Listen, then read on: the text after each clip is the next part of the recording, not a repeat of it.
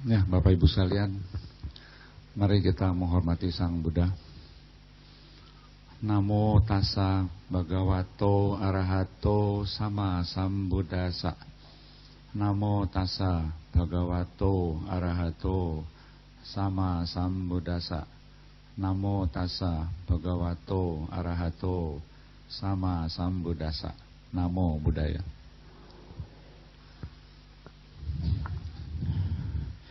Sudah tahu siapa yang mulai baca Namo Tassa?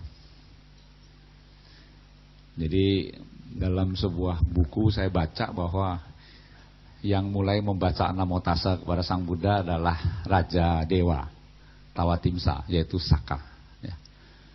Dalam mitologi Tiongkok dia menjadi Tian, ya, Tikong. Ya. Jadi itu sama itu, Raja Dewa Saka dengan Tian itu sama, ya. Jadi sebelum itu tidak ada yang baca Namo Tassa, ya. Sesudah beliau mulai, lalu kita ikut-ikutan baca Namo Tassa. Miring ya. Ya, hari ini saya khusus bukan khusus ya, membahas mengenai kaum ibu, ya, kaum wanita. Ini separuh dari ruangan ini kaum wanita kan ya. Nah, separuh mungkin sebagian kaum pria. Bukan berarti kalau berlaku untuk kaum wanita buat pria tidak berlaku ya. Jadi mungkin berlaku juga ya. Cuma mungkin saya juga tidak tahu mengapa pada Samyutta Nikaya 4143 ini Sang Buddha lebih banyak menyoroti kaum ibu ya. Saya kira semua orang ingin hidup sejahtera, ya, ya, baik sekarang maupun nanti. Kalau ditanya mau nggak hidup sejahtera sekarang, nanti susah, nggak mau, ya. Mungkin ada yang bilang sekarang susah nggak apa-apa, asal nanti bisa sejahtera, ya. Bersakit-sakit dahulu, ya, bersenang-senang kemudian. Ya. Tapi ajaran Sang Buddha ini membuat kita sejahtera sekarang dalam kehidupan yang ini, ya. Dan bisa sejahtera dalam kehidupan yang akan datang ya. Karena sebelum kita mencapai Nibbana, maka kita akan hidup terus sebagai makhluk ya. Kalau kita tidak hati-hati, maka sisa kehidupan kita ini bisa ada di alam apaya ya. Pasti tidak menyenangkan ya. Jadi kalau bisa kita berada di alam yang menyenangkan. Ya. Iya, good.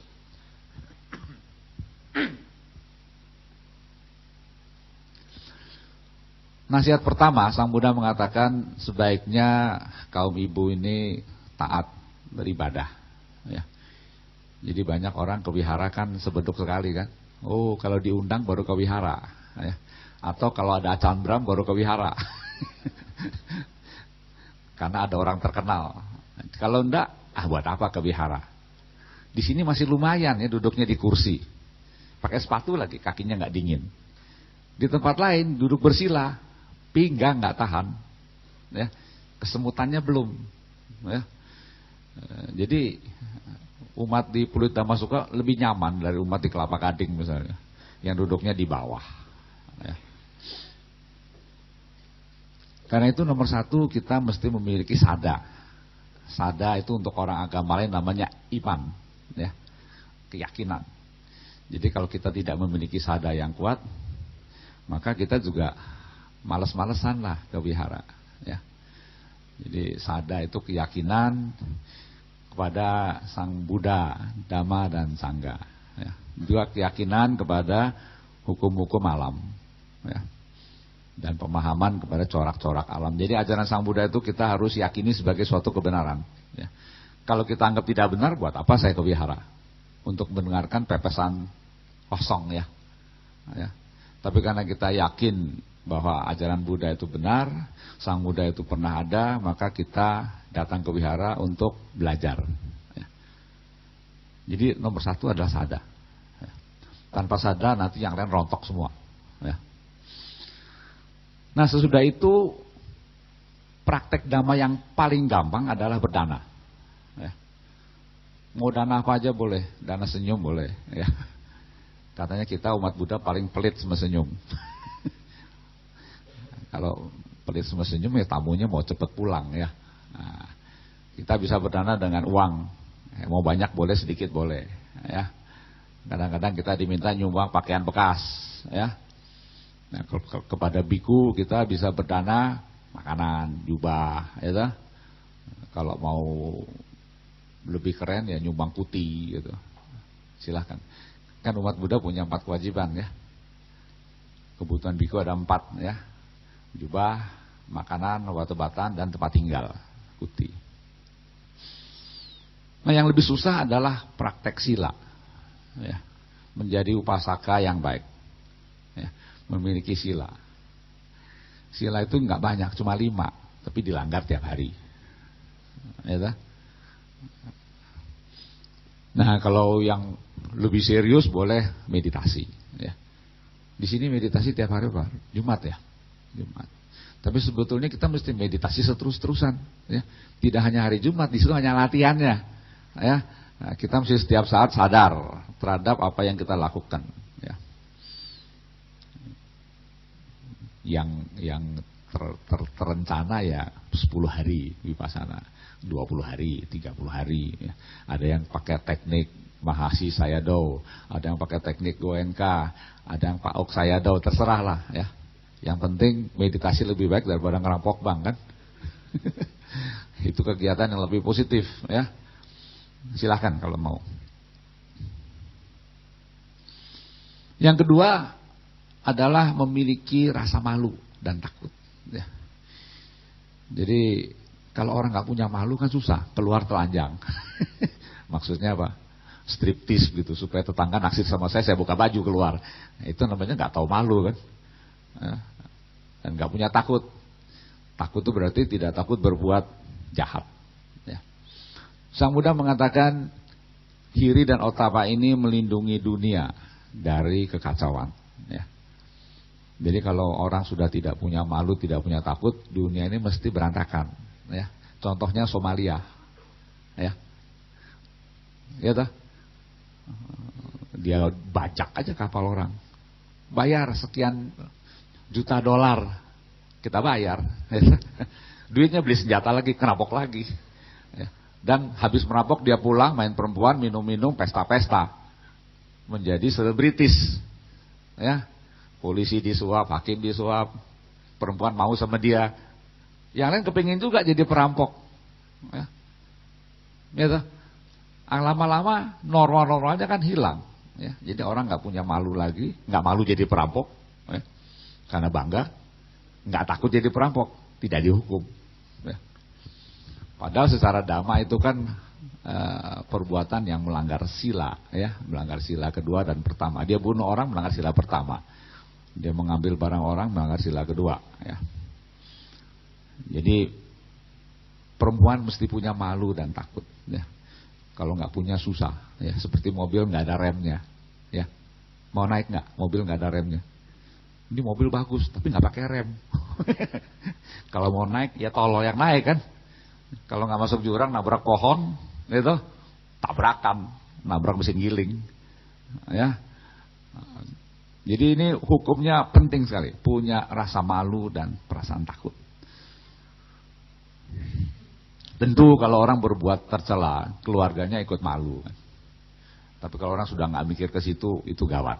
Ya. Takut tentu terhadap akibat dari perbuatan jahat yang dilakukan. Ya. Sang Buddha mengatakan kalau semua orang berbuat jahat dan dia tahu akibatnya seperti apa, batal. Ya. Nah, cuma karena tidak tahu, tidak bisa lihat, akhirnya dia terus melakukan perbuatan jahat. Ya. Tetapi masalahnya kita ini kan tidak tahu what will happen. Ya. Kalau kita berbuat jahat. Ya.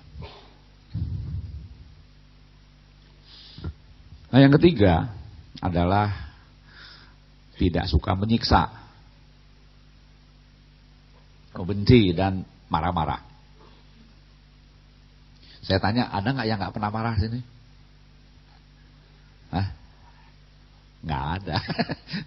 Semua pernah ngomel-ngomel, namanya melek mata, melek mulut. Ya. Apalagi anaknya masih kecil-kecil semua, bandel-bandel semua. Sekarang makin bandel nurutnya sama game. Ya toh? Game over, kepaksa mulai dari depan kan. Nah, itu namanya kalahnya sama game. Nah, sisanya nggak mau nurut.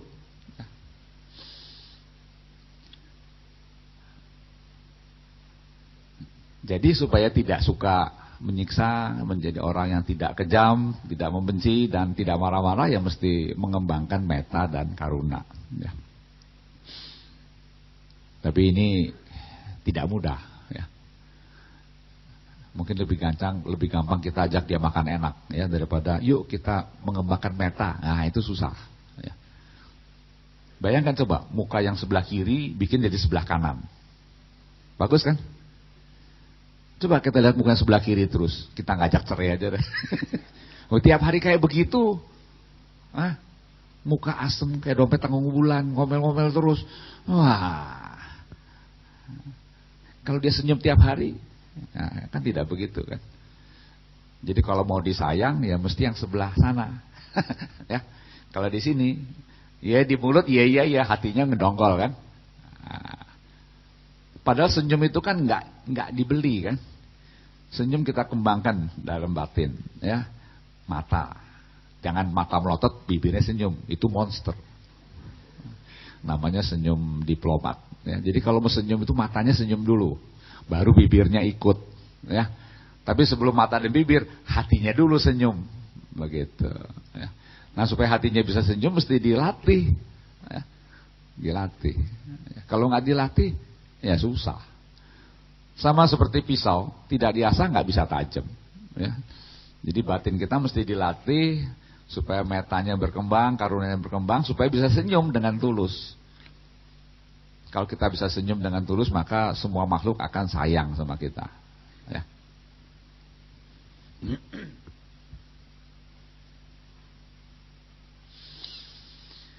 Nah, kalau kita lihat perempuan yang lebih kaya dari kita, nggak boleh iri hati. Ya, itu karmanya masing-masing. Ya. Lihat perempuan lebih cantik, nggak boleh iri hati. Tapi susahnya, mungkin ya, ini sorry aja, katanya perempuan lebih cepat iri hati dari laki-laki. Katanya. Ya. Saya nulis sebuah notes, dalam sebuah kantor nggak boleh ada dua matahari. Kenapa? Saling menjatuhkan. Ya. Wah, dia dompetnya Pierre Cardin, saya beli lagi yang Gucci. Adu merek, gitu. Dia bajunya merek ini, saya beli yang lebih mahal. Oh dia kapsalonnya kemana? Saya cari yang lebih beken. Nggak ada habisnya bersaing. Ya. Kalau di kantor itu ada 5 laki-laki yang hebat, mereka bisa kerjasama. Satu jadi direktur, satu jadi wakil direktur, satu jadi sekjen. Kalau wanita nggak bisa, dia sikut-sikutan. Ya. Pernah mengalami nggak? Nggak mau ngaku ya. Jadi kalau ada perempuan, dua perempuan yang hebat, biasanya nggak pernah nyaman itu kantor. Ya, satu cari pengikut, lain cari pengikut, cari bolo namanya, cari pendukung. Ya, laki-laki nggak pernah begitu. Bukan karena saya laki-laki ya.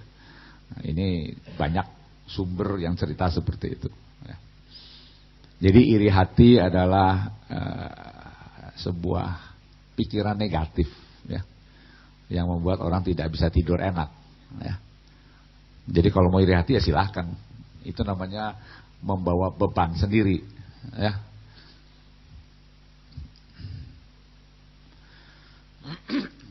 Lapang dada atau tidak picik itu berarti mudah memaafkan. Ya, tidak suka dendam sama orang lain. Maaf itu juga susah diberikan meskipun murah. Ya. Ya, kalau kita sudah dongkol, jengkel, sakit hati, tiada maaf bagimu. Ya. Nah, kalau kita satu hari satu orang, nah setahun berapa hari? Berarti kita tidak bisa memaafkan 365 orang kan? Wah, apa enaknya hidup begitu? Padahal dengan kita memaafkan terus selesai kan urusannya. Ya mungkin lain kali diulang lagi sih. Ya. Tapi paling tidak kita sudah menghilangkan beban di dalam batin. Ya. Kita memaafkan orang bukan berarti dia berhenti berbuat salah. Dia tetap bisa berbuat salah. Ya. Tapi hanya dari sikap Batin itu membuat kita menjadi lebih nyaman, ya. Namanya forgive, ya. Habis kita apa? Forget. Sesudah memaafkan, lupakan. Ya. Lain kali bikin salah, maafkan lagi. Katanya jangan lebih dari 3 kali. Ya. Kalau sudah 3 kali, tiada maaf bagimu. Nah, jadi berarti orang itu kurang ajar. Sudah 3 kali dikasih maaf, masih terus. Sudah, putus aja. Jangan kenal lagi sama dia. Itu artinya apa? Bergaul dengan orang dungu. Betul kan? Jadi kalau sudah orang itu tidak mau berusaha memperbaiki dirinya, ya nggak usah dikasih kesempatan lagi. Cari orang lain aja yang lebih enak diajak bergaul, ya. Itu terjadi dengan Anathapindika, ya. Jadi ketika keponakannya minta bantuan, dia bantu. Mintanya 100, kasih 200, ya.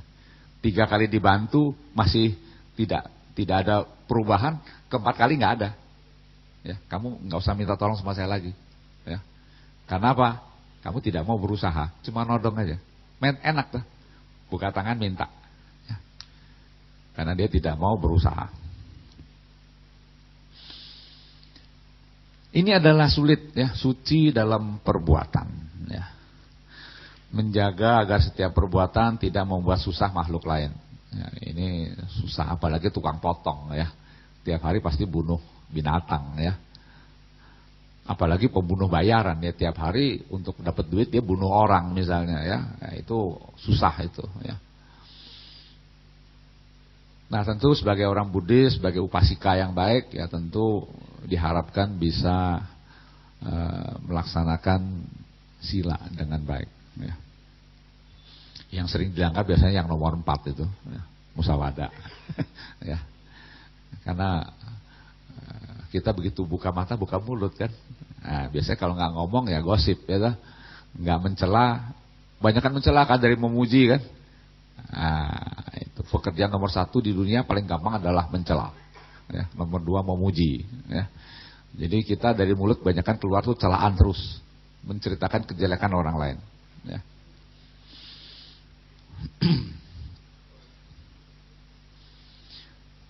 Nah, ini menjadi orang yang baik hati, ya sepertinya sih gampang, prakteknya susah, ya. Ada orang berdana kalau di depan orang lain, kalau sendirian nggak mau, soalnya percuma, nggak beken. Ya. Soalnya mau cari nama, ya begitu. Ada TV nggak? Ya. Ada wartawan nggak? Nah, baru dia berdana.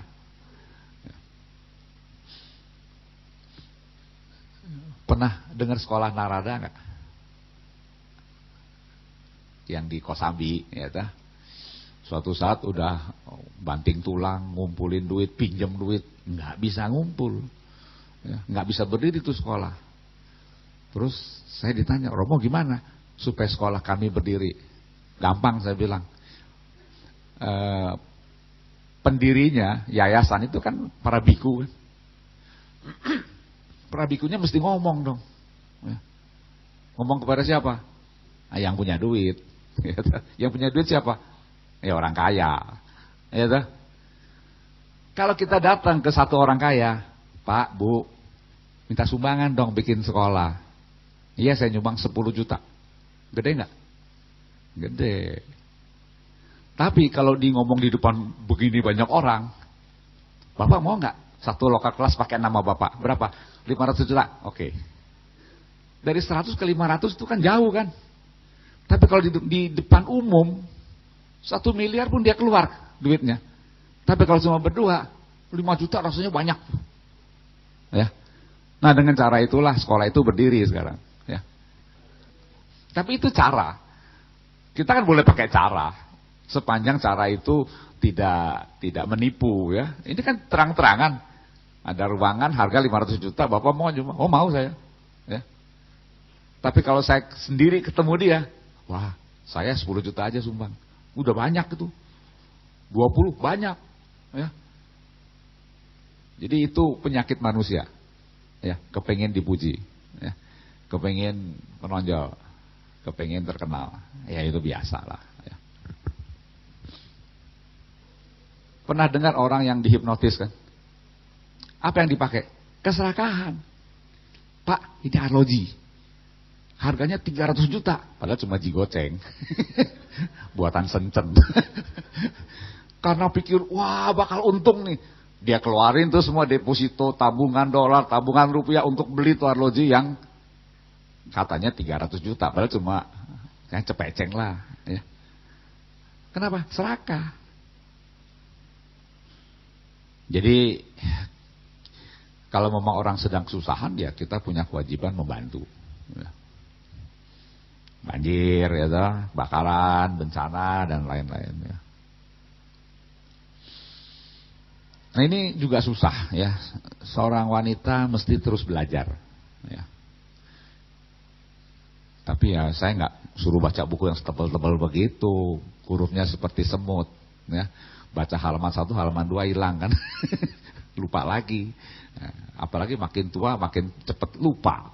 Ya, jadi kita belajar dengan banyak cara. Ya, mau ikut kursus boleh, mau baca buku boleh, buka internet boleh. Tapi banyak ibu-ibu yang gaptek kan, nggak bisa buka internet. Ya suruh anaknya buka print, bikin huruf yang fontnya gede-gede. Bisa itu si ibu suruh anaknya begitu. Ya, dan dia bisa belajar juga. Tapi ya harus menyediakan waktu untuk belajar. Setiap ada upacara perkawinan, itu pengantin kan mesti bikin ikrar. Ya. Salah satu ikrarnya adalah selalu belajar supaya pandai dan rajin dalam bekerja. Itu janji si pengantin perempuan. Ya. Berarti apa? Dia harus belajar terus, ya, supaya ilmunya tambah terus. Ya. Karena kalau tidak mau belajar ya dia stuck ya. Dia berhenti di situ, tidak ada kemajuan ya. Jadi orang harus belajar terus. Apa saja ya, yang berguna tentunya. Jangan belajar bagaimana menipu suami. Belajar bagaimana mengambil suami tapi nggak ketahuan duitnya. Itu namanya belajar mencuri. Salah ya. Tentu belajar yang baik-baik ya. Ada berapa istri yang suka berselingkuh harta namanya? Tahu selingkuh harta? Suaminya saking percaya kepada istrinya, semua gaji ditumplekin ke istrinya. Gaji terima, nih duit. Sama istrinya ditilep. Tahu ditilep? Dia kirim ke enciknya, dia kirim ke ponakannya beliin rumah atas nama dia. Ya, jadi nanti lama-lama begitu sekian puluh tahun suaminya miskin terus kan? Dia kaya terus. Semakin lama semakin kaya. Jadi pernah ada keponakan saya, semua uang penghasilan dikasih istrinya dengan harapan nanti kalau anaknya mau keluar negeri, uangnya cukup. Begitu pas anaknya tamat SMA, mana duitnya? Nggak ada. Kemana duitnya? Ya udah, untuk semua keperluan keluarganya dibiayai pakai uang itu. Ibunya sakit diobatin, semuanya pakai uang itu. Akhirnya nggak ada sisa. Andai kata ada juga sangat sedikit. Marah ponakan saya, cerai. Ya. Karena dianggap si istri mencuri uangnya, uang anaknya jadinya. Itu uang untuk sekolah anaknya. Sudah dikasih tahu, ini uang untuk sekolah anak kita ke luar negeri. Kamu simpan yang baik. Tapi si istri buka keran yang lebar, ya, ngocor terus. Ya. Itu namanya selingkuh harta. Ya. Ya mungkin kita bisa mengatakan, oh, ya saya nggak tahu. Banyak yang butuh. Ya, saya kan boleh kan bantu orang, duitnya nganggur.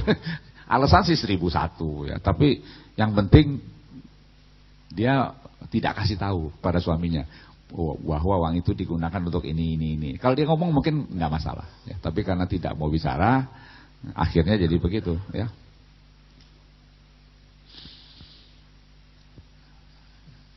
Yang berikutnya adalah hangat. Tahu hangat? Warm.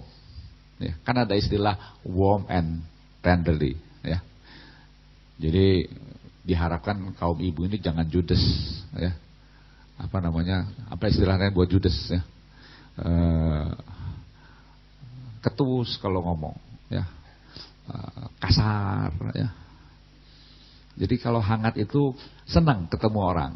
Wajahnya terbuka, senyum, matanya bersinar begitu, bicaranya ramah, ya, dan peduli dengan kepentingan orang lain. Ya. Kalau punya istri seperti ini jangan dicerai. Ya. Daripada istri yang tiap hari kasar begitu kan gak enak. Yang hangat, ya. Wow. Jangan panas, kebakaran. Ya.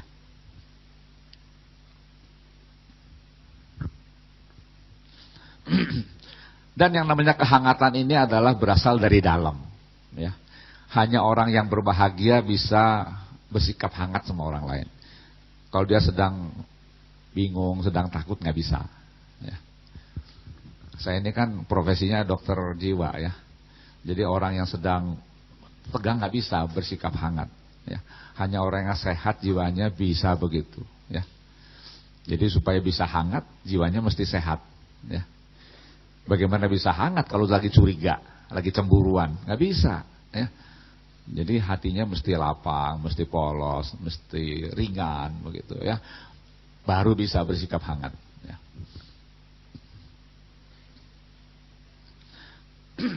Kalau saya bilang waspada, ini bukan berarti seperti intel ya, bukan. Tapi kan memang kewajiban pintu dikunci kalau malam, ya toh. Jadi dalam pasal yang lain Sang Buddha mengatakan seorang istri mesti bangun lebih pagi dan tidur lebih malam dari suami. Bangun lebih pagi artinya apa? Siapin sarapan. Ya toh? Masak air. Buka jendela, ya. Dan seterusnya. Tidur lebih malam, ya tutup pintu sama jendela, nanti maling masuk. Ya. Jadi itu namanya waspada. Ya. Jangan ada api ketinggalan di dapur, nanti bisa kebakaran. Ya. Dan seterusnya. Itu sikap-sikap yang saya kira yang umum saja. Ya. Kalau ada masalah, cepat diatasi. Ya. Misalnya ada genteng bocor, biar aja. Lama-lama itu kan merusak usuk kan. Akhirnya satu atap mesti diganti semua. Ya. Jadi bocor sedikit harus perbaiki gentengnya. Lebih murah ganti satu genteng kan daripada satu atap kan.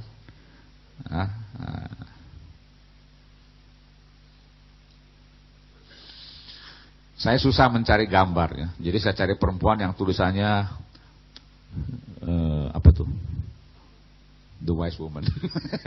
Karena mencari woman yang wise juga susah. Ya. Karena itu ini adalah sikap yang perlu dikembangkan. Menjadi wanita yang bijaksana. Nah ini. Yang banyak bijaksana pijak sini.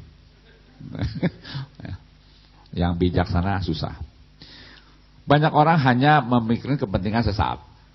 Jadi mestinya orang berpikir ke depan, tidak hanya hari ini. Ya. Kenapa keluar nasihat ini?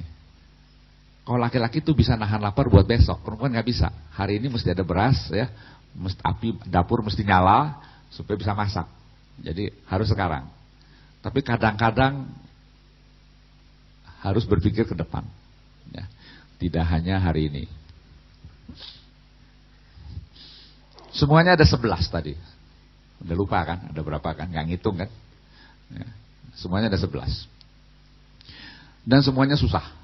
Ya. Tidak ada yang mudah. Karena ajaran Sang Buddha adalah agama praktek.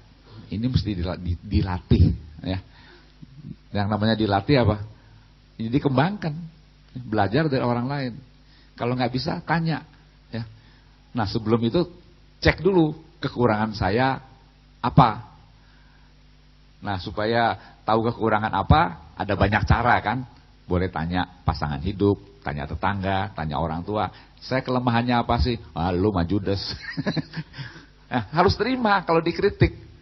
Lalu semua kekurangan itu kita coba untuk diatasi. Kan jarang orang ngeritik kita kan. Takut kita marah ya. Tapi kalau kita yang tanya, mungkin dia mau juga bicara terus terang. Saya kekurangannya apa sih? Kok sampai umur segini gak laku-laku misalnya. Nah, itu mesti terima nasihat dari orang lain. Mengapa begitu? Ya. Saya kira nasihat ini berlaku untuk pria juga ya. Cuma kebetulan dalam sutta ini Sang Buddha hanya mengarahkan kepada kaum wanita. Bukan berarti kaum wanita kaum pria nggak boleh mendengar nasihat ini. Ya. Ya. Saya kira 11 topik ini semuanya topik berat. Kalau ada yang mau tanya, saya persilahkan. Nyanyi dulu kan? Sebelum bertanya nyanyi dulu. Baik, tiba saatnya kita akan masuki sesi tanya jawab. Mungkin dari Bapak Ibu, saudara-saudara sedharma yang ingin bertanya secara lisan, kami persilakan terlebih dahulu. Baik, kalau tidak ada pertanyaan tertulis, kertas diangkat aja, nanti kami ambil. Baik, begitu kepada dokter, kami persilakan. Ya, ini ada ajaran Buddha kan diberikan oleh Sang Buddha 2600 tahunan yang lalu. Waktu itu yang cari uang kan laki-laki, ya. Jarang perempuan yang cari uang. Kalau toh ada, jadi penyanyi, pengamen, ya, pelacur begitu. Sisanya laki-laki yang cari uang. Jadi dulu nggak ada perempuan kerja di bank, itu buka toko, nggak ada. Penjual bunga ada, malika, ya, tapi sedikit. Ya, pada umumnya yang cari uang adalah suami, sehingga suaminya kan mesti pergi pagi pulang malam, capek kan. Jadi si istri yang mesti menyiapkan segala keperluan si suami, ya, bangun lebih pagi, beres-beres, kasih sarapan, kemudian malam suaminya udah tidur, dia harus perhatikan keluarga, perhatikan pintu jendela sudah dikunci atau belum begitu, ya. Dalam agama Buddha, perempuan dan laki-laki mempunyai kesempatan yang sama untuk menjadi arahat. Ya. Untuk menjadi Buddha memang laki-laki, ya. Tapi untuk menjadi arahat semua orang bisa, termasuk perempuan. Ya. Jadi saya kira di sini nggak ada soal karma lebih rendah atau lebih berat, bukan, ya. Tapi karena memang perannya begitu. Ya. Pertanyaan kedua. Namo Buddhaya, saya mau tanya, berjudi itu melanggar sila keberapa dalam Pancasila atau Attasila? Terima kasih. Ya, kalau kita secara letterlek membaca Pancasila Buddhis, di situ tidak ada berjudi. Tetapi kalau diterjemahkan ke budaya Jawa, mohlimo itu salah satu tuh main, ya. Nah, main itu termasuk dilarang oleh orang Jawa, mohlimo. Maling, madon, main, mabuk, ya. Nah itu hampir sama dengan Pancasila Buddhis, tetapi salah satunya menjadi main. Main itu berarti judi, ya. Sang Buddha mengatakan salah satu efek buruk dari judi adalah reputasi, ya. Reputasi rusak, keluarga berantakan, ya. Keamanan terancam, ya. Jadi meskipun tidak melanggar sila, tapi dia melanggar dhamma, ya. Jadi sebaiknya memang kita sebagai umat Buddha tidak berjudi, ya. Karena kita mempertaruhkan nasib pada perhitungan yang belum pasti, ya. Pertanyaan yang ketiga, pada saat kita emosi, kesel, bagaimana cara kita mengontrolnya? Wah, ini sih mau mudah mau sulit tergantung orangnya, ya. Kalau sih saya kasih nasihat sebelum marah gitu, hitung sampai 1 juta. 1, 2, 3, 4, 5, 6 terus sampai 1 juta baru marah. Nanti kan lupa kan. Ya. Tapi resep Buddhis yang paling tepat adalah dengan sama sati, ya. Dengan sadar. Sadar terhadap apa yang sedang ada dalam batin kita, ya. Kalau kita sadar, maka kita mengetahui perasaan apa yang muncul, ya. Kemudian pikiran apa yang muncul, sehingga kita bisa mengendalikan. Misalnya Anda sedang marah sama orang, ya. Begitu kita berpikir, mengapa saya marah? Nah, itu udah kurang separuh biasanya, ya. Karena kita mulai berpikir kan. Tadinya hanya emosi, sekarang kita mulai pikir, kenapa saya marah? Cari jawabannya. Kurang sedikit, ya. Apanya yang membuat saya marah?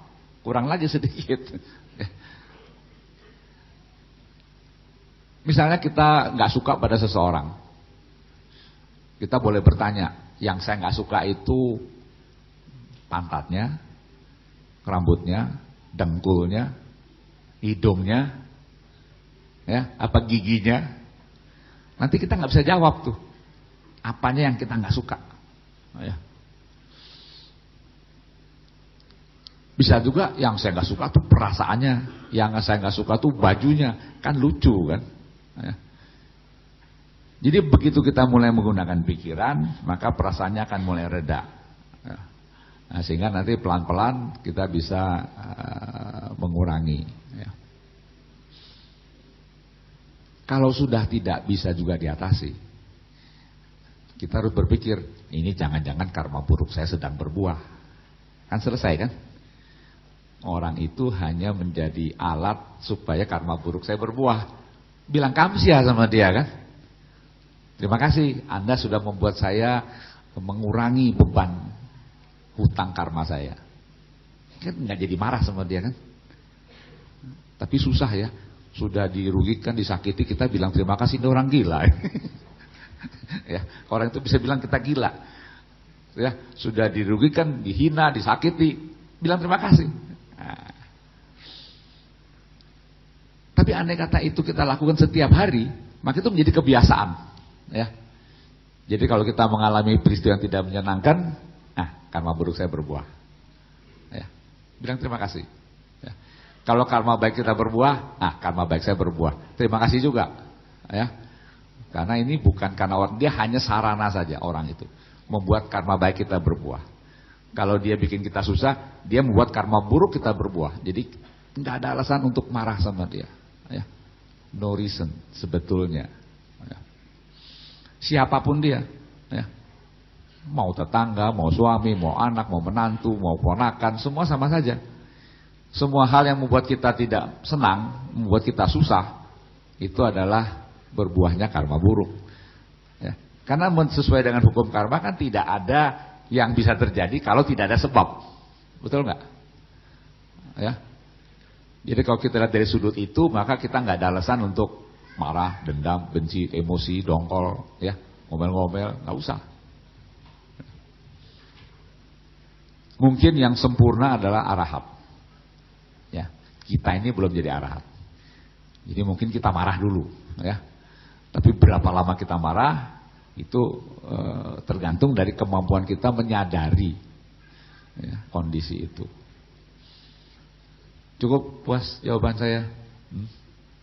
Ya, saya tidak menyangkal bahwa setiap orang yang dirugikan pasti marah, ditipu pasti marah, ya, ditonjok pasti marah.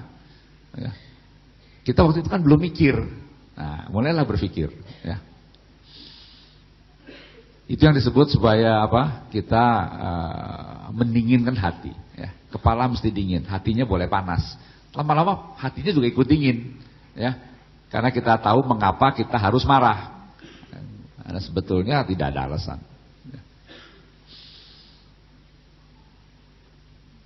Ya memang susah sih, ya. Tapi boleh coba kan? Silakan dicoba. Kalau sedang mengalami peristiwa yang tidak menyenangkan, berpikir seperti itu, ya, bahwa orang ini, oknum ini, situasi ini membuat karma buruk saya berbuah. Sekarang saya lebih enteng, karma buruk saya berkurang sebagian.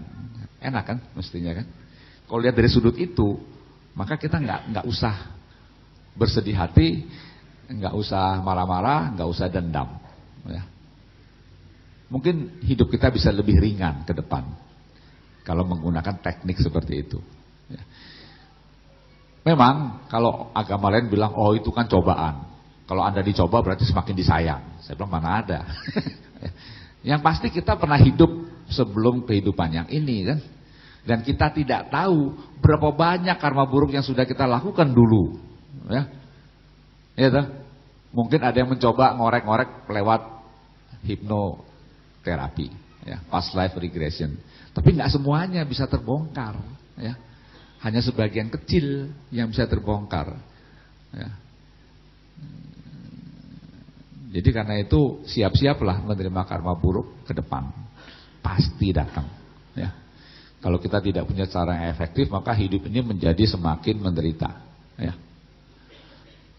Sederhana kan, ya, so simple, ya. Sebaliknya kita juga tidak tahu perbuatan baik yang dulu yang pernah kita lakukan dan bakal berbuah yang mana kita juga tidak tahu, ya. Nggak usah diharap lah, kalau dia berbuah syukur, nggak berbuah ya nggak apa-apa, ya. Jadi anytime kalau misalnya karma buruk berbuah, bersikap seperti yang saya bilang tadi lebih enak. Ya. Kalau ditagih dia nggak mau bayar ya sudah. Kalau dia mau bayar ya syukur, nggak mau bayar ya sudah. Berarti karma buruk kita berbuah. Jangan dipikir lagi, ya. Selesai kan? Pikirin yang lain, masih banyak urusan yang perlu kita bereskan kecuali urusan itu, ya. Sehingga kita lebih ringan melangkah, ya. Oke? Masih ada? Silakan. Pak Dokter Namudaya, aku mau nanya, ya, ada seorang suami sangat baik sekali terhadap istrinya dan istrinya sangat cantik sekali. Mungkin mereka seperti sepasang dewa-dewi, tapi di balik itu sangat mengerikan. Si istri mempunyai sifat psycho, di mana sering ingin menyuruh suami membunuh diri. Jadi memberikan pisau setiap malam, ataupun istrinya lagi kesel sedikit atau permintaan yang gak dipenuhi sedikit gitu, ya, atau ditegur sedikit istrinya pulang malam, langsung istri ngambil pisau menyuruh suaminya untuk bunuh diri. Nah, suami saking cintanya dia memberikan pisau itu ke badannya seolah-olah dia ingin membunuh diri sendiri. Tapi diikutin, kenapa nggak bunuh diri sampai ke lift, sampai ke lantai bawah, kenapa nggak diikutin? Lalu yang saya pertanyaan, kenapa ada seorang istri yang suami gitu baik, di depannya seperti bidadari dan sifatnya ramah, tapi bisa ingin membunuh tidak melakukan dengan tangannya, tapi melakukan suami sendiri, membunuh diri sendiri. Kalau suami lagi tidur, ingin ditusuk sama garpu ataupun sama benda tajam. Sering suami menyimpan barang-barang tajam itu, tapi dia beli lagi. Jadi suaminya saking cintanya juga nggak ingin menceraikan. Jadi apa karmanya masa lampau dan harus bagaimana dokter menyikapi ini sebagai dokter psikiater? Terima kasih. Ini tidurnya mesti pakai baju besi. Iya toh. Supaya ditusuk nggak mempan, ya, atau belajar ilmu kebal. Begini, sebetulnya sebelum kawin kan ada masa penjajakan. Tahu penjajakan? Kita bilang pacaran. Banyak yang menyalahgunakan masa pacaran buat kasih persekot kan. Nah, salah itu. Mestinya masa pacaran digunakan untuk penjajakan, ya. Kelemahannya apa, kelebihannya apa. Nah, banyak orang sudah tahu pasangannya punya kelemahan, tapi dia dengan pede, sangat percaya diri, nanti udah kawin saya rubah dia jadi baik, ya. Apa gampang merubah orang lain? Susah. Merubah diri sendiri udah susah, gimana merubah orang lain, ya. Percayalah, susah merubah orang lain, ya. Nah, jadi kesalahan pertama sebelum kawin nggak dites. Kelihatan dites kalau dia memang punya masalah kejiwaan, sebelum kawin sudah kelihatan, ya. Dengan tes kepribadian kelihatan. Mungkin nggak jadi ngelamar kan? Wah, ini anak sakit jiwa, jangan dilamar, jangan jadikan menantu, cucu saya gimana ntar? Ya toh? Jadi kesalahan pertama penjajakannya salah, tidak teliti, ya. Memang ada orang bisa pura-pura, ya. Pura-pura baik, pura-pura sopan, pura-pura jujur, ya, tapi memang kalau hebat memang pura-puranya nggak ketahuan. Udah kawin baru ketahuan belangnya, ya. Jadi karena itu untuk mengatasi kepura-puraan itu mesti pakai tes, ya. Itu satu. Yang kedua, memang dalam budaya kita bercerai itu malu, ya. Ya toh? Yang perempuan jadi janda, yang laki-laki jadi duda, malu, tabu. Tapi kalau kepaksa apa boleh buat, ya toh? Daripada mati, ya toh? Ditusuk garpu. Kalau ditusuk lengannya nggak mati, kalau ditusuk di sini, ya, dekat pembuluh darah besar, mati. Ya. Mana kita jamin? Kecuali si istri belajar ilmu anatomi, bagaimana membunuh sekali tusuk mati atau setengah mati gitu. Ya. Kalau seorang istri marah nyuruh suaminya bunuh diri, kan dia tolol, dia bakal jadi janda, tapi mungkin harapannya dapat warisan yang besar kali ya. Betul nggak? Kalau suami saya mati, bunuh diri, saya dapat warisan. Itu namanya kawin buat cari harta. Kenapa diambil mantu dulu? Ya dah. Jadi banyak sekali kesalahan yang dilakukan sebelum si suami itu mengawini si perempuan. Ya. Memang kita tidak tahu kapan orang itu sakit jiwa. Ya. Kan sakit jiwa banyak sebab. Ada keturunan, atau ada faktor ekonomi, ada faktor lingkungan, dan seterusnya. Tapi itu bisa dideteksi dengan yang saya sebut tadi, dengan tes kepribadian, ketahuan. Ya. Cuma sekarang masalahnya, nanti udah kawin, saya bisa bikin dia jadi baik.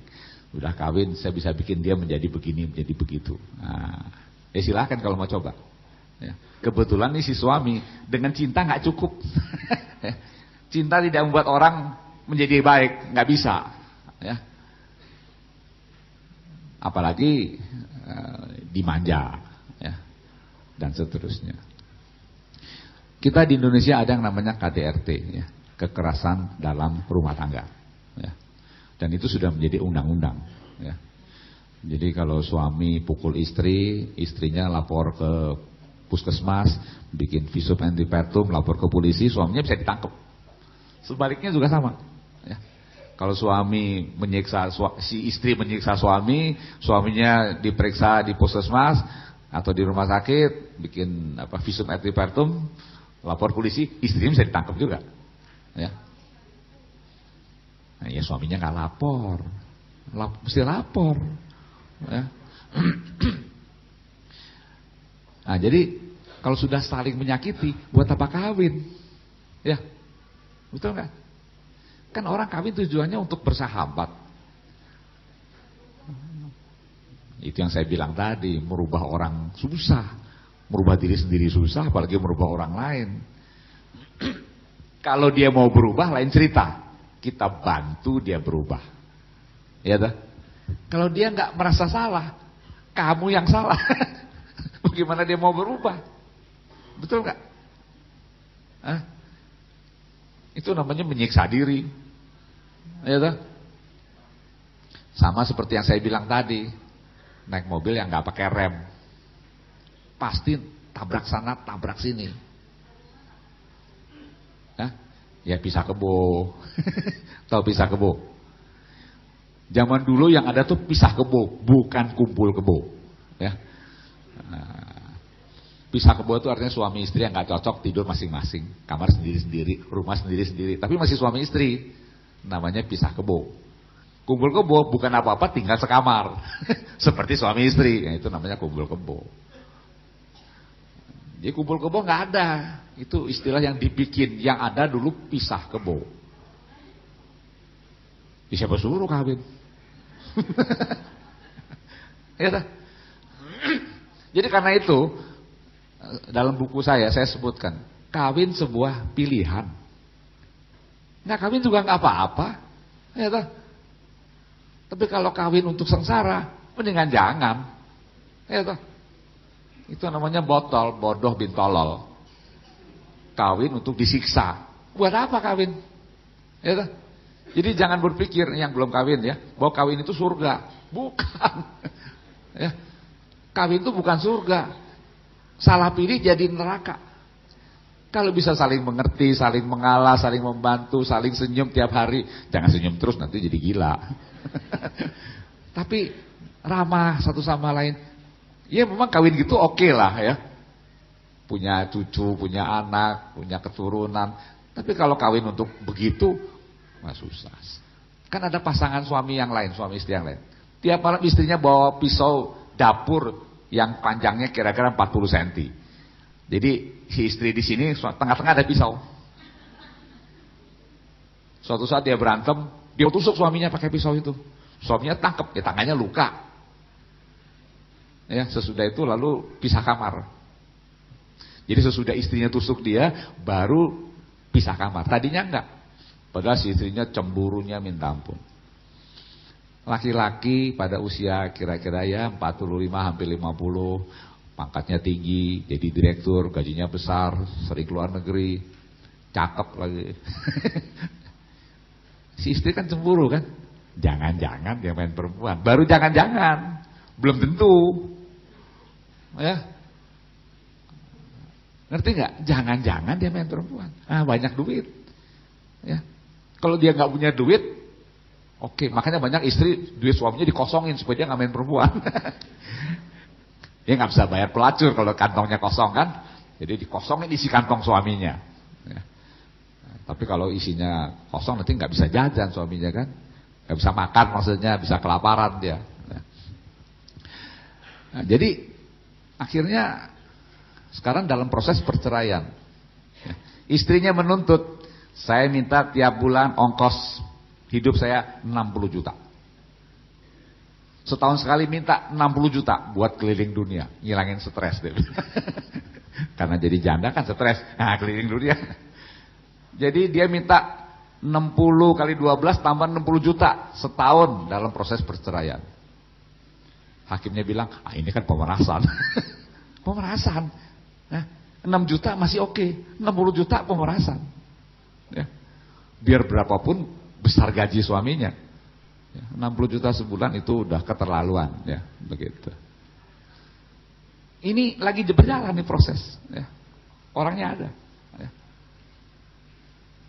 Jadi rupanya dia kawin motifnya ya materi ya, dan lain-lain. Saya nggak mau sebut siapa orangnya ya, pokoknya ini sedang berjalan, sedang bercerai ya. Ya tentu masing-masing mencari dalih ya. Kan masuk akal kan kalau laki-laki pada usia seperti itu lalu ada perempuan naksir sama dia, kasih guna-guna supaya kepelet, masuk akal kan? Si istri cerita-cerita, wah suami saya sekarang diguna-guna sama perempuan. Iya benar juga. Suami saya juga begitu. Kan bisa begitu kan? Bisa. Tapi sembuh benar ya nggak bisa. Ya, paling tidak dia harus konsultasi ke psikiater. Ya mesti dikonsultasikan kan. Kalau dibiarkan ya mana ada mobil mogok nggak dibetulin bisa jalan sendiri. Mesti masuk bengkel. Ya bisa dua-duanya, bisa sendiri, tergantung. Ya. Karena itu ada profesi namanya psikiatri kan, psikiater. Nanti saya nggak ada kerjaan dong kalau orang gila nggak dibawa ke saya. Ya toh? Nggak ada rumah sakit jiwa. Itu pegawainya dipecat semua, nganggur semua.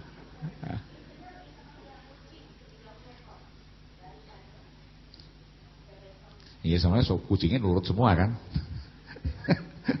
Kucing nurut, suami enggak.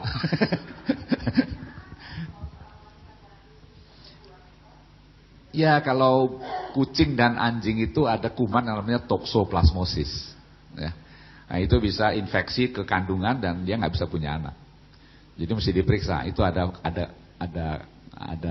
caranya meriksa. Dia kena tokso apa enggak. Kalau enggak dia bisa seumur hidup nggak punya anak.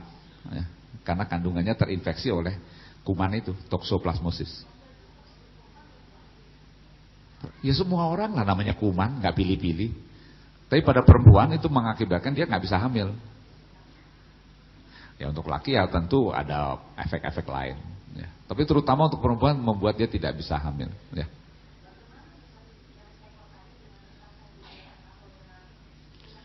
Ini diobati dulu. Orang gila bagaimana kasih meta? Kita meta ditonjok gitu.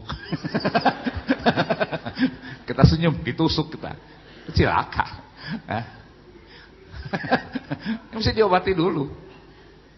Kalau orang sudah kawin, suaminya mesti ngobatin. Ya, kan dia sudah kawin. Kalau belum kawin ibunya. Kalau sudah kawin suaminya, ya toh. Jadi orang paling dekat adalah suami. Jadi kalau dia sakit mesti diobati. Kalau nggak diobati ya salah suaminya. Kenapa nggak diobati? Kalau perlu paksa. Ya. Harus dipaksa. Paksa. Nah, orang sakit jiwa mana ada berobat sendiri. Kucuk-kucuk, dok saya mau berobat. Tapi gila, nggak bisa. Keluarganya, tetangganya mesti bawa dia ke dokter jiwa untuk diobati. Mudah-mudahan bisa disembuhkan. Biasanya sih tidak 100% ya, sembuh sebagian ya.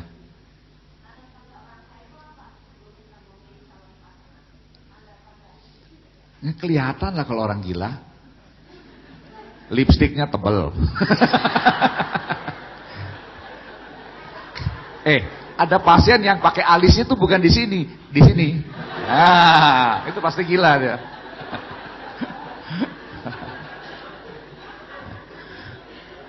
Kemudian yang serba terlalu begini, terlalu begitu itu pasti gila, ya.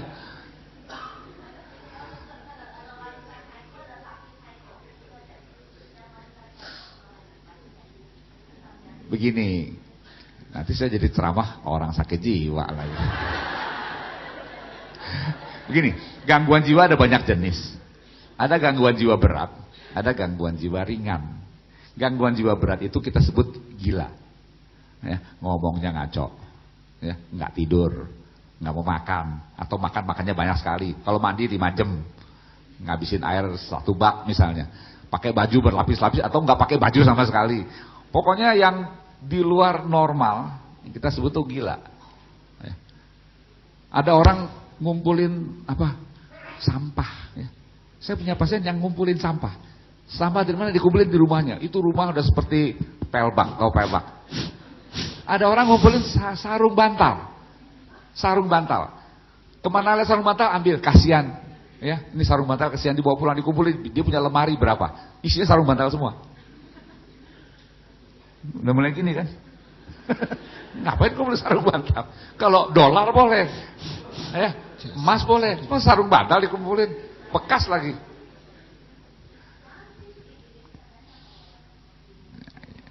Nah, biasanya itu mengalami kelainan kepribadian. Anak yang biasa dimanja, diturutin, pasti keras kepala lah, mau monang sendiri. Nggak bisa mengalah, tidak rendah hati, sombong, gitu. Pasti yang terjadi pada perempuan itu adalah gangguan kepribadian, personality disorder. Ya. Bisa juga dia mengalami histrionic disorder, jadi manja. Kepengen disayang, kepengen diperhatikan, begitu orang tidak lihat dia marah. Itu kan, ya, itu jari kakinya kepanjangan, gampang keinjek dirinya. Ya. Mesti lihat dulu orangnya. Masa ngobatin dari jauh? Mana bisa? Pasiennya mesti ketemu dokter, diperiksa, ditanya, ya, keluhannya apa, banyak tes. Nanti baru-baru bisa diobati, didiagnosis dulu. Saya ini bukan dukun soalnya, mana bisa. Pakai jampi-jampi orangnya sembuh, nggak bisa. Semuanya kelihatan. Kalau dia suruh suaminya bunuh diri, itu kan pasti orang gila kan? Mana ada orang mau jadi janda dengan sengaja? Nggak ada. Kecuali ada motif lain. Motifnya misalnya, saya minta rumah 50 miliar, udah dibeliin, oh biar suaminya mati, kan saya udah punya rumah. Kan untung kan, misalnya begitu.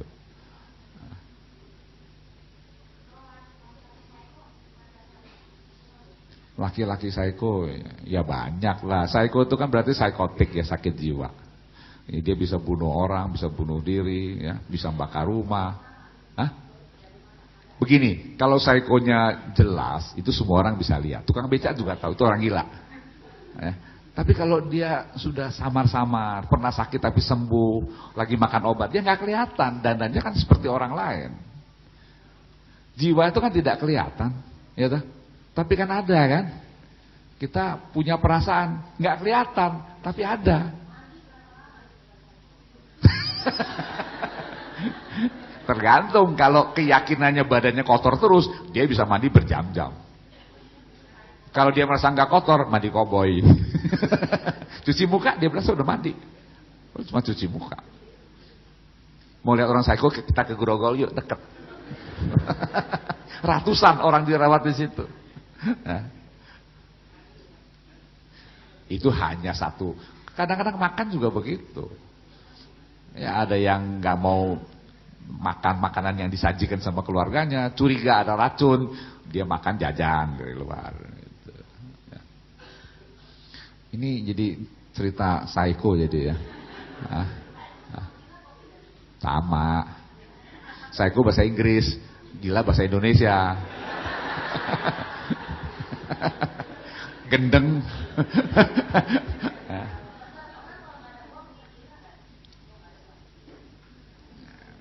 Iya, belum tentu. Belum tentu. Banyak orang miskin nggak gila kan? Banyak orang kaya yang gila kan? Gila bukan karena uang atau nggak punya uang, tapi karena kemampuan dia menilai realitas itu yang terganggu. Ya. Bisa, sensitif namanya, peka. Ya kurang lebih lah. Ya. Jadi begini, ini yang lain jadi ikut dengerin ngomong gila-gila nih.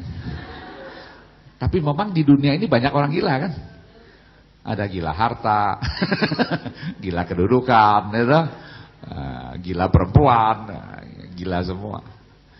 Tapi kalau gila yang beneran yaitu mesti berobat supaya bisa diterima oleh lingkungan. Ya.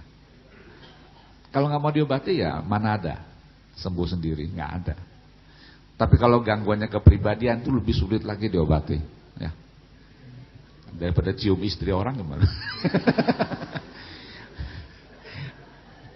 Begini, memang ada orang sayang binatang. Ya. Anjing orang lain pun dia cium kalau dia senang anjing. Ya. Dia lupa bahwa itu anjing itu kotor, dia cium juga. Ya gila anjing aja. Ya tak. Kita yang nggak suka anjing, kok mau sih cium anjing? Dia bilang, memang anjing teman saya, dia cium. Mungkin dia pernah jadi anjing dulu, zaman dulu, karma dulu kan pernah kan, sehingga dia melekat sama anjing. Saya pernah piara anjing, tapi nggak sampai cium-ciuman sama anjing kan. Jadi,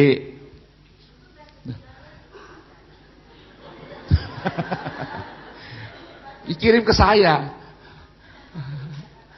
Ya ada yang lain bisa, cuma ada yang bisa bener, ada yang setengah bisa, ada yang seperempat bisa, ya.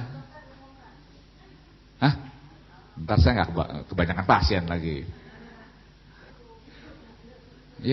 Ya silakan kalau mau, tapi jangan minta gratisan terus dong ya.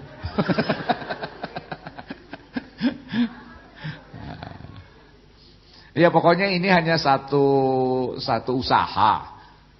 Bukan berarti yang pas kita kawin oke, sesudah kawin terus oke. Bisa juga sesudah kawin dia jadi sakit. Tapi paling tidak waktu kita kawin pasangan kita tuh oke, tidak punya masalah. Itu yang penting. Kalau sebelum kawin sudah ada masalah, kita kawin juga sama dia, ya resiko tanggung penumpang kan. Salah sendiri kawin sama dia. Saya kira itu yang terjadi banyak. Ya. Karena yakin saya ini hebat bisa mengubah orang lain, kawinlah. Tapi ternyata sudah kawin gagal dia mempengaruhi pasangannya supaya menjadi baik. Akhirnya dia menjadi korban. Ya. Saya kira banyak orang yang begitu. Ya.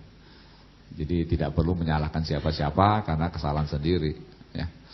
Ya kalau mau dirubah ya harus berusaha. Dokter hanya orang yang mempunyai kemampuan lebih di bidang kesehatan, ya. Kalau psikiater di bidang kesehatan jiwa belum tentu sembuh juga. Ya. Itu tergantung yang bersangkutan mau nggak menyembuhkan dirinya, merubah pandangannya yang keliru menjadi benar. Ya. Ini pertanyaannya aneh sih, mengapa setelah kawin laki-laki menyenangi laki-laki lain gitu kan? Begitu? Ada banyak. Itu gender. Kelainan gender, ya, identitas jenis. Ya. Saya punya pasien dulu laki-laki dia bencong ya, dia nggak suka perempuan. Kemudian dia kawin punya anak 2. Saya tanya, kok bisa punya anak? Kok bisa? Anggap aja istri saya laki-laki, saya matiin lampu. Jadi kalau dia bersetubuh sama istrinya, dia matiin lampu. Dalam pikirannya ini laki-laki, punya anak, tapi lama-lama nggak tahan juga, cerai. Ya. Lama-lama dia nggak tahan, ya, karena dia menipu dirinya sendiri. Dia lebih suka pada laki-laki, nggak suka sama perempuan. Ya. Itu urusan gender, kalau identitas jenis namanya. Ya. Oke, waktu saya kembalikan ke protokol. Terima kasih.